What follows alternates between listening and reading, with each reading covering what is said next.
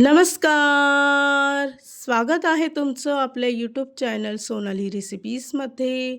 तर आजची खास रेसिपी आज आपण बनवणार आहे उन्हाळा विशेष थंडगार आणि एकदम रिफ्रेशिंग वॉटरमेलन ज्यूस किंवा कलिंगडचं सरबत.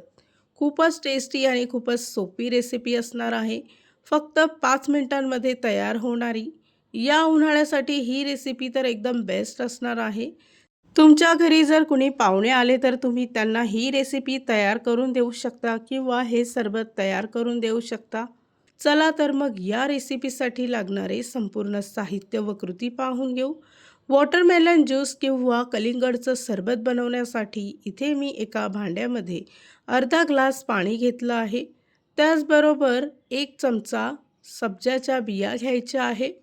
2 मिनिटासाठी सब्जाच्या बिया पाण्यात भिजवत ठेवायच्या. त्यानंतर इथे मी कलिंगड घेतला आहे. कलिंगड कापून त्याचे अशा पद्धतीने बारीक बारीक तुकडे करून घ्यायचे आहे.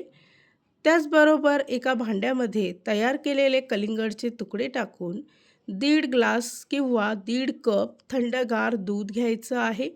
ज्या वाटीने मी इथे दूध घेतलं त्याच वाटीने 1.5 वाटी थंडगार पाणी घ्यायचं आहे. त्यानंतर 1 वाटी रूह घेतला आहे. तयार केलेला सब्जा यामध्ये टाकून सर्व मिश्रण चांगलं व्यवस्थित मिक्स करून घ्यायचं आहे.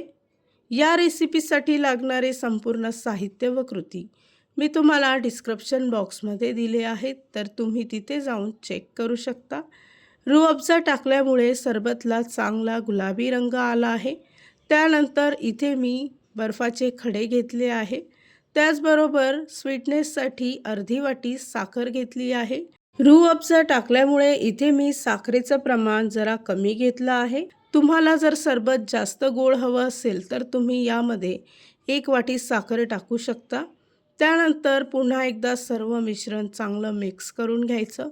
एवढ्या क्वांटिटीमध्ये साधारणतः 4 ते 5 ग्लास थंडगार ज्यूस तयार होतं.